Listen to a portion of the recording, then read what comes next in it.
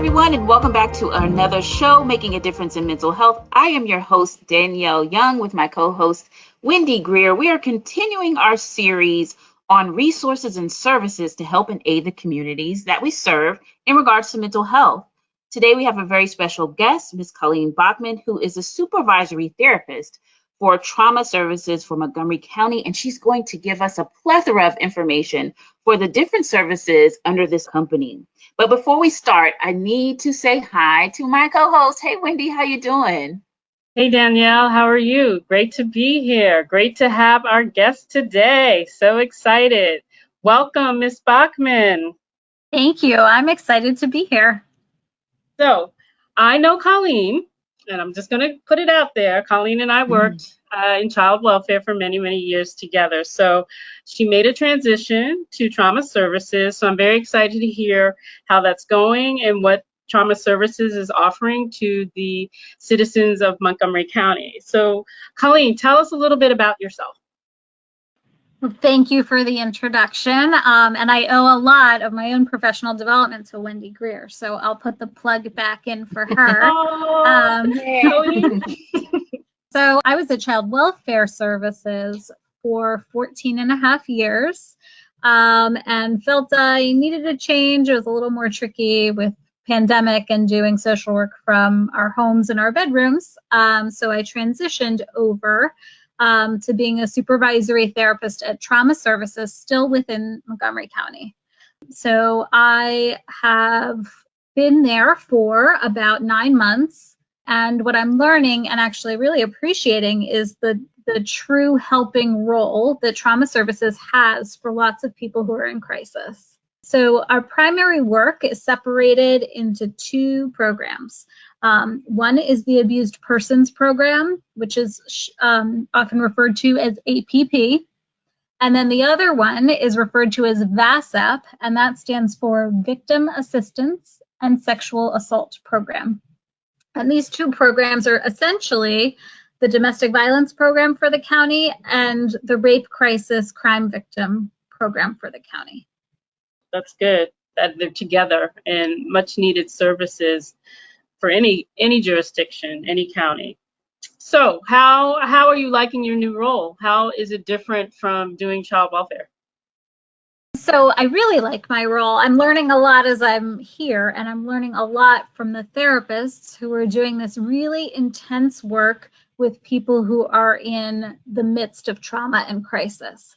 So often therapists are not necessarily the first responders on the scene, but very shortly after an event happens, either a domestic violence incident, a violent crime, sexual assault, our therapists are connecting with victims and working with them around the trauma symptoms they're experiencing, safety planning, counseling, helping them with grounding techniques, helping them try to cope and manage right after a terrible thing has happened. I really appreciate the work that these therapists do and their commitment to helping people who have been victimized across the programs. Ms. Bokman, thank you so much for just providing us just a little glimpse of what services you provide, as well as your clinicians and your therapists. And you've already kind of spoken about the different services, including safety planning, counseling, grounding techniques. I know that this is a sensitive topic and this will be a sensitive show. Would you happen to be able to maybe talk about the population that you serve? What have they experienced? Right. So I think one thing to note is that everyone who is coming and seeking help from our program is really in the midst of a recent trauma. And whether that is a domestic violence incident that's just happened where police have intervened and then referred to our program, or if a rape has occurred, or we also work with surviving family members of homicide, for example, or vehicular manslaughter. Anytime somebody is impacted by that sort of traumatic incident, our program reaches out to connect with them, to engage them at their pace, if they're ready, if they're willing, in counseling, trauma therapy, crisis intervention, We also, as part of the program for both APP and VASAP, have victim advocates that work closely with victims around filing protective orders, filing police reports, working with the state's attorney's office, meeting with state's attorneys. At the Abused Persons Program, it's primarily victims of domestic violence, but then there's a large umbrella about the types of services that might be offered given on the person's role. So our program has a contract with another service provider that does an offender program for male offenders. So that those clients are often court ordered to participate, either for criminal charges, perhaps part of a custody program, a child welfare referral. Often some people are voluntary, but the male offender group often has some kind of outside influence directing them to take that program. For victims, which could be male or female, we have counseling, so domestic violence specific counseling, that's looking at both what symptoms the person might be coming in with in regard to recent trauma or a recent domestic violence incident, but also looking at their readiness to change. So often it takes several incidents for somebody to decide, I've had enough, I have to leave this situation. Yeah. And what our therapists are working on is identifying where the person is in that process of change and moving at their pace with what they're ready to do to move them to the next step in the change process. So it may be that somebody really hasn't left yet and is deciding, should I stay, should I go? And the domestic violence counselors are trained to work with that and to normalize that and to do a psychoeducational piece around this is what you might see in a typical domestic violence relationship. Do you see these red flags? What would it take for you to leave? So that's really the crux of the counseling that's done in individual therapy. Additionally, if somebody is, for example, still at home with the abusive partner, we do extensive safety planning and take a lot of precautionary measures and put things in place so that if the person decides I'm ready to leave, or in the event that there's a risk that something else happens, the plan is in place for them to exit as safely as possible. Our program also has a domestic violence shelter that's at a confidential location.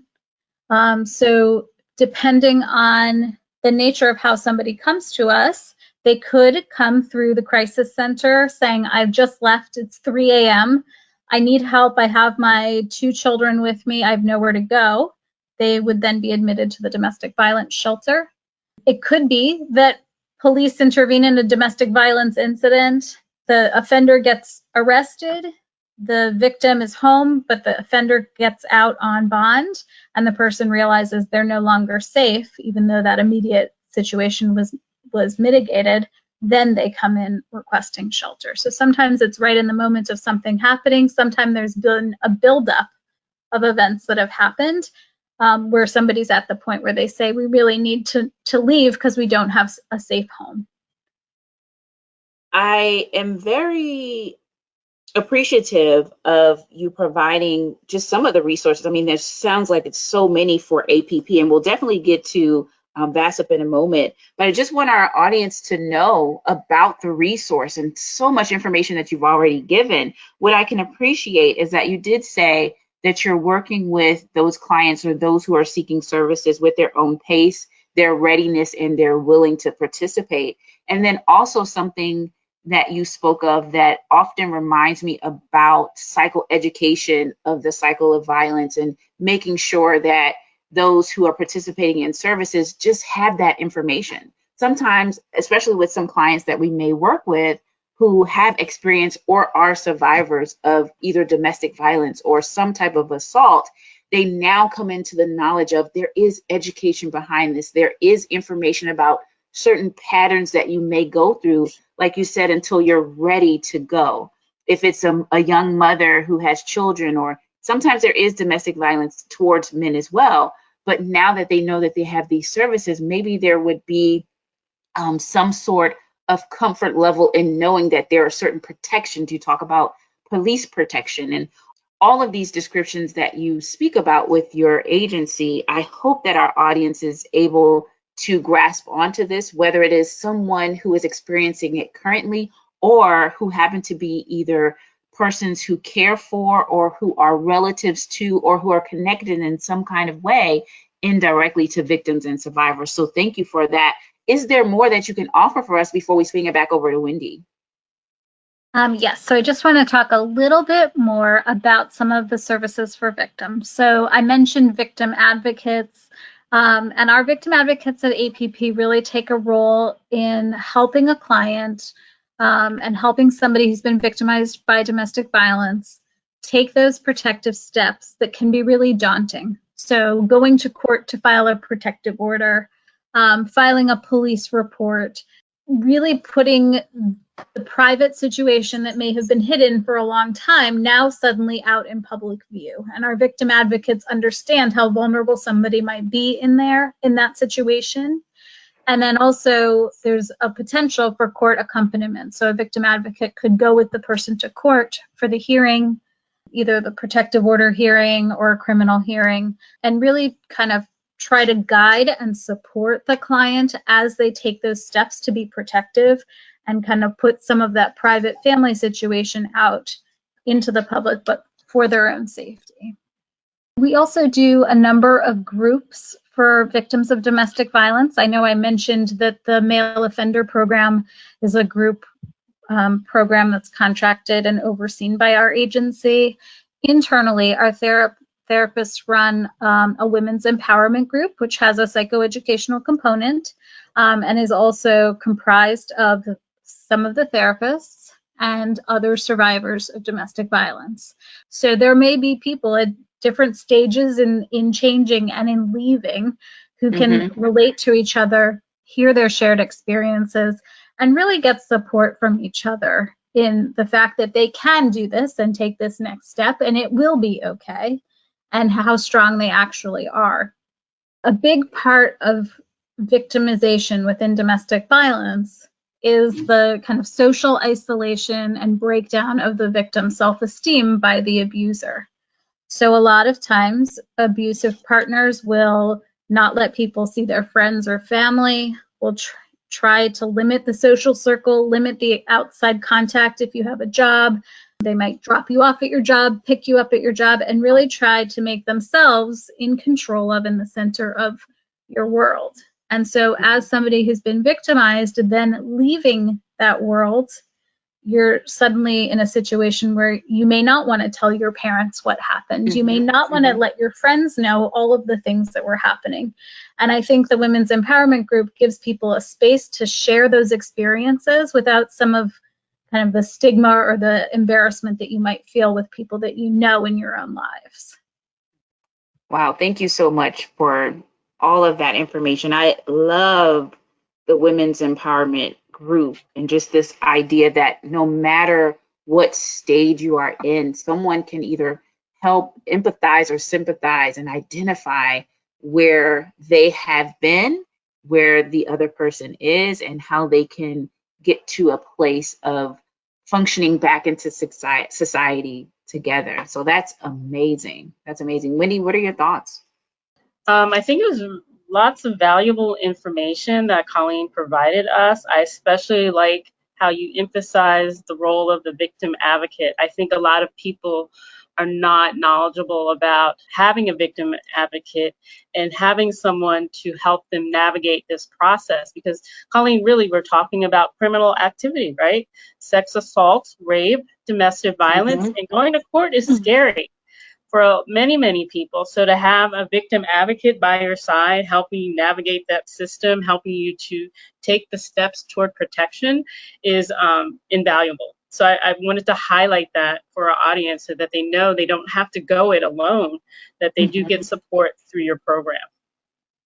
So the services at VASAP are similar in that we have trauma-trained therapists, trauma-specialized therapists, and victim advocates, and we're all coming from the same trauma-informed perspective, which means that we understand that a victim who's just had a recent assault might be frozen, might not be ready to report to police.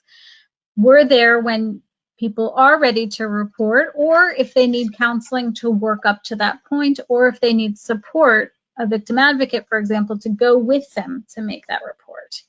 A lot of times, as people are coming out of these traumatic events and having been victimized, they might be in a state of shock. They might not remember everything exactly as it happened. It may take a while for the body and the mind to connect what happened and to put the pieces together. So our victim advocates are really working with victims to help them be in a place where they can make these reports in a way that is as successful as possible.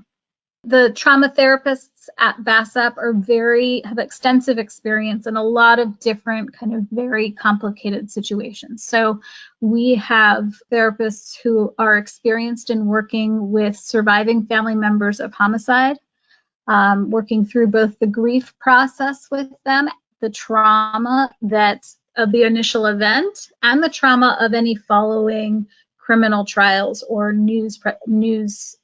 media attention. All of these things can be re-triggering for any victim of crime, and especially when there's such a devastating loss, such as a homicide, where there's not necessarily a way to make it okay, but the therapists are working through each of these steps with people and helping them move forward in that grief process and in working through and managing the trauma symptoms that they're experiencing.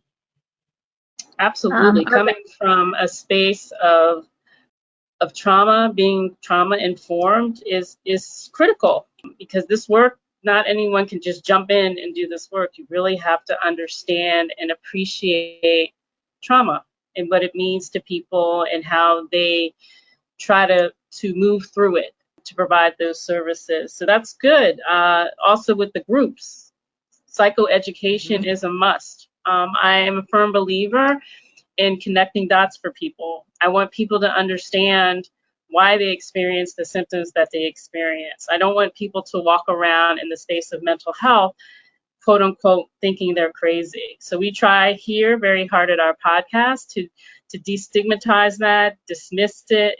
You're not crazy. You just need to understand the trauma and how it affects you and the symptoms that you have in order to cope.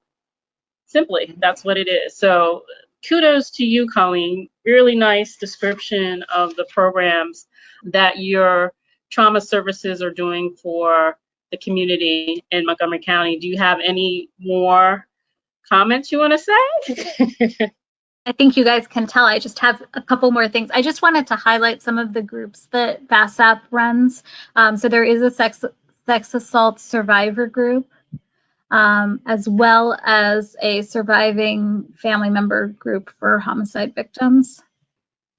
VASAP also contracts with other agencies such as the prison system. There's a program for kind of sexual assault within prison system and therapy for that.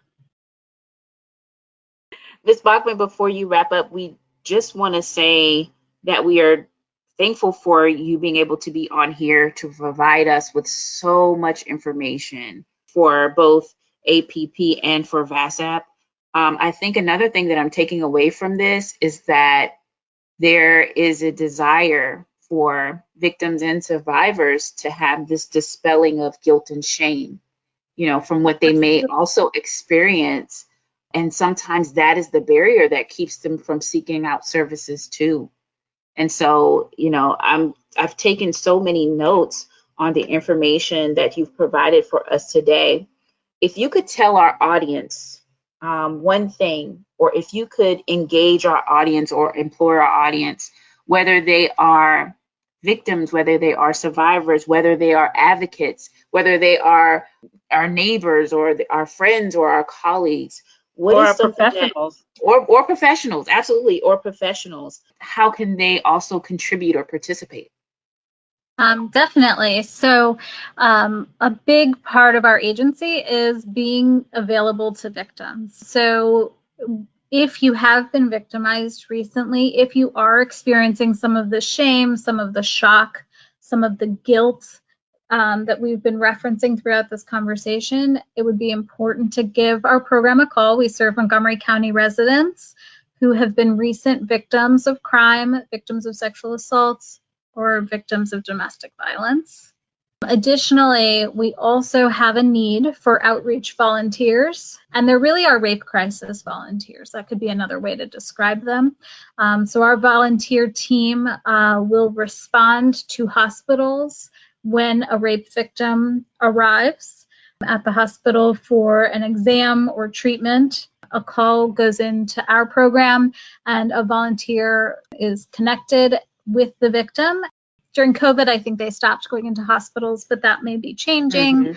But they will, in the past, sit with the victim, talk to the victim, normalize some of the reactions that might be happening in the moment. The exams themselves for rape kits and SANE exams can be a little bit traumatic. So it helps to have volunteers there to kind of sit with and support people as they go through retelling their story or re-experiencing some of these traumas. So we always need volunteers. If anyone's interested in helping people at kind of this crisis point, please contact our program because we kind of have an ongoing training and running list of a need for volunteers. And can you provide us with either the telephone number, social media, or website?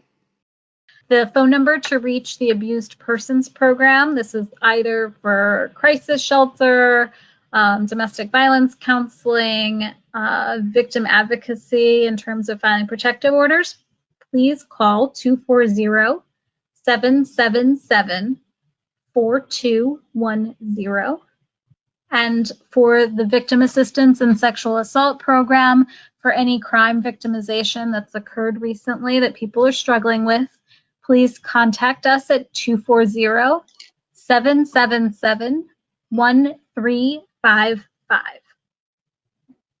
All right, we hope that our audience is able to take down that phone number and continue to spread the word. As you've already said, there is a high need for volunteers. And so if you happen to have an interest or you identify with this particular community, please feel free to do so with the phone number that was provided. And we'll also try to have at the end of this cast that information posted again. So just so everybody knows, October is Domestic Violence Awareness Month, and there are a large number of activities that are happening around Montgomery County, mainly through the Montgomery County Family Justice Center. So just for an example, there is an opportunity to participate in a 12K to help end domestic violence from October 22nd to 24th. You can sign up on the mcfjcfoundation.org website. And that website will have lots of other activities listed to raise awareness for domestic violence in the county. So Wendy, before we go, do you have any last thoughts? And then can you let us know what's coming up next for our next show? So I'd like to thank Colleen today for coming and sharing all of her knowledge around trauma services for Montgomery County. I want to emphasize to everyone that you're not alone. These services are important. They're here. They're accessible. You have support. You get services, mental health treatment. Please reach out if you are a victim of domestic violence, rape, or sexual assault. So coming up, we're going to continue our conversation this month with services. We are not finished. There are many, many more resources that we are going to share with our audience. And so stay tuned. Till next time. All right, everyone. Well, we thank you so much for listening. We want to say a special thank you again to Miss Colleen Bokman. Thanks so much for having me. I really appreciated being on here with you guys. Absolutely. So this is Making a Difference in Mental Health, where we're striving to make a difference in mental health. We will see you next time.